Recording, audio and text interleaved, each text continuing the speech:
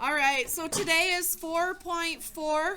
This is ASA and AAS.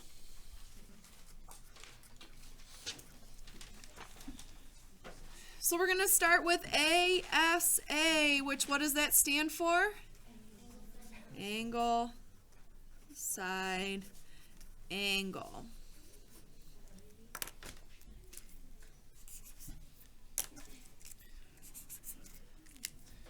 This theorem states that if two angles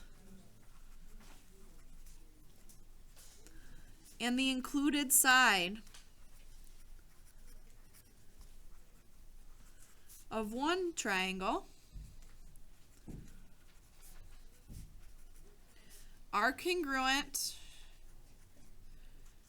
to two angles and the included side of another triangle,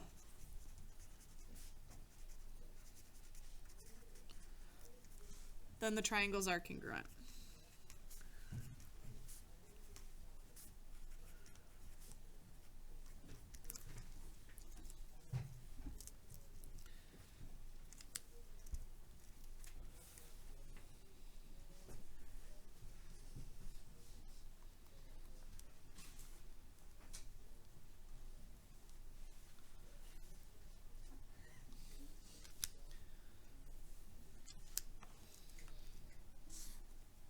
So let's just draw what this looks like.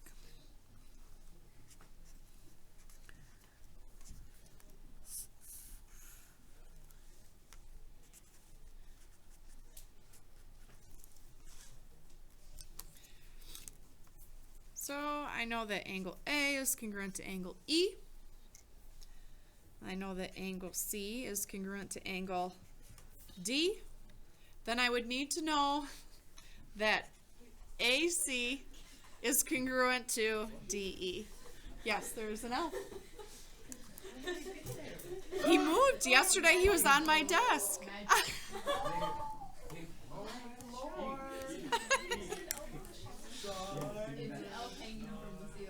It's a bootleg elf on the shelf. It has been. It was on my desk.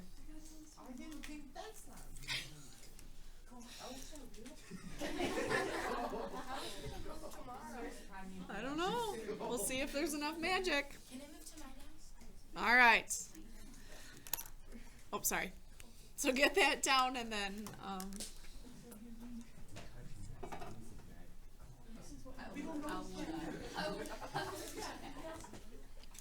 What's its name? Hammy, I think. Hammy? Its name's Hammy? Is it a boy or is it a female? I don't know. I have not checked. I would hope not.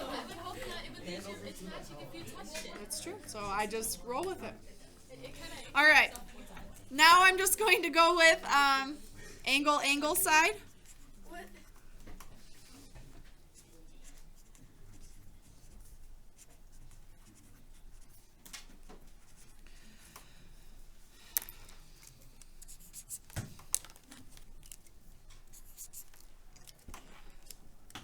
And this one says if two angles and the non-included side are congruent, I'm going to start using the congruent symbol, are congruent to two angles and the non-included side of another triangle,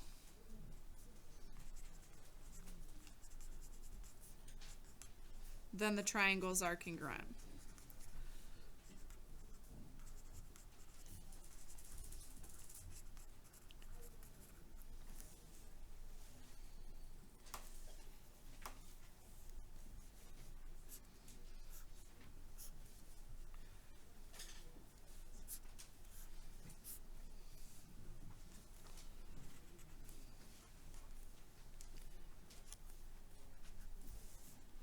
So in this case, this time I know that angle L is congruent to angle X. I also know that angle M is congruent to angle Y. Then angle side would look something like this. LN is congruent to XZ. We have an angle, and the side that is not in between the two angles. Angle, and the side that is not in between those two angles.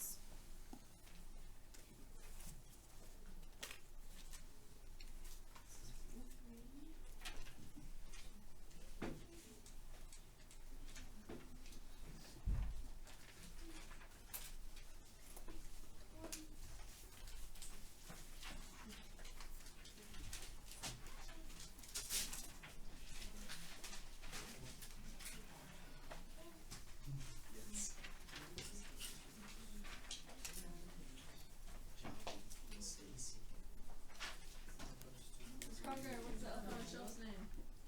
Hammy. Not listening? What are the mama and the daddy elves? We are no longer in secure mode. We are no longer in secure mode. We are no longer in secure mode. All right. You know why we're in secure mode? No. All right, so let's take a look at this example here. These are a little different. They already have half of it filled out for us. So looking at number 1. Oh, sorry.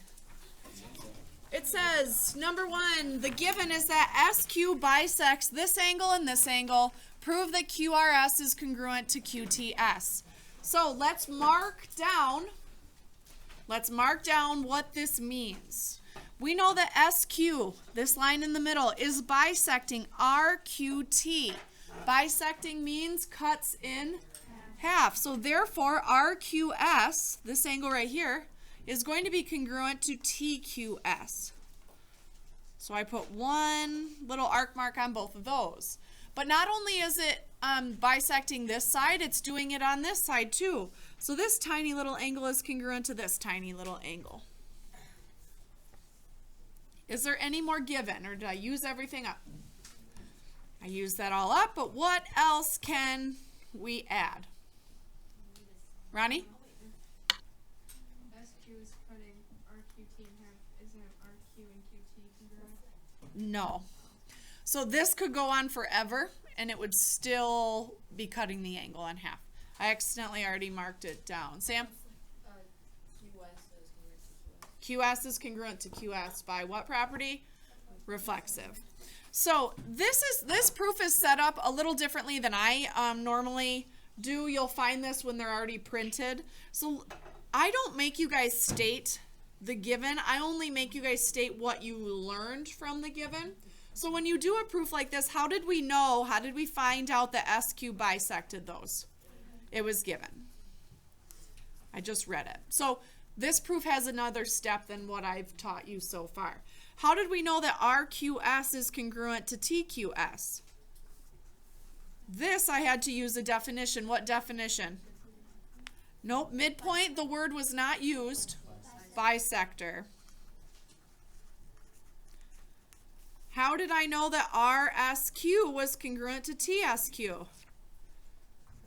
Same thing, definition of a bisector. It did it twice, so we're going to use that reason twice. How did I know that QS was the same length as QS? The reflexive. Now, did I give enough proof? I proved an angle, and a side. So since I listed it in that order, does that mean those two triangles are congruent by angle, side? No. Take a look. This angle is congruent to this angle. This angle is congruent to this angle, but where was the side located? In between, included. So what was the justification here? Angle, side, angle.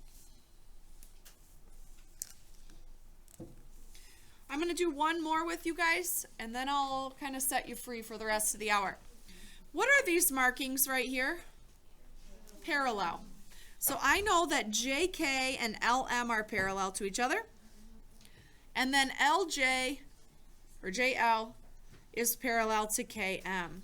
Do you guys remember what I suggested you guys remember with parallel? Nope. On that sheet, what, if you guys remember, I'm not looking for vertical angles, I'm looking for alternate interior and exterior. But it's always going to be alternate interior. Those are the most common ones used. If this is parallel to this, JK becomes the transversal. That means this angle JLK up here is congruent to its alternate interior angle down here. Do you guys see that? You'll start to memorize it a little more. It's kind of weird right now. But then we also have parallel lines happening here with a transversal. So now I know that this angle over here is congruent to this angle over here. So alternate interior angles. Anything else I can add? Anna? Wonderful. KL is congruent to KL. So now I fill out the chart. How did I know that we had parallel lines in this picture? It was given. How did I know that JKL was congruent to MK or MLK? What types of angles were they? Alternate interior angles. That's all you have to write. Alternate, and I even abbreviate. Actually, I told you the abbreviation was AIA. You could use that if you wanted. How did I know that JLK was congruent to MKL? Alternate interior angles. And what told me that KL was congruent to LK? Reflexive. Now, did those fit the pattern of angle, side, angle, or angle, angle, side? Angle, side, angle. Remember, you're looking at the picture, not in how it was listed in the proof. All right. So that's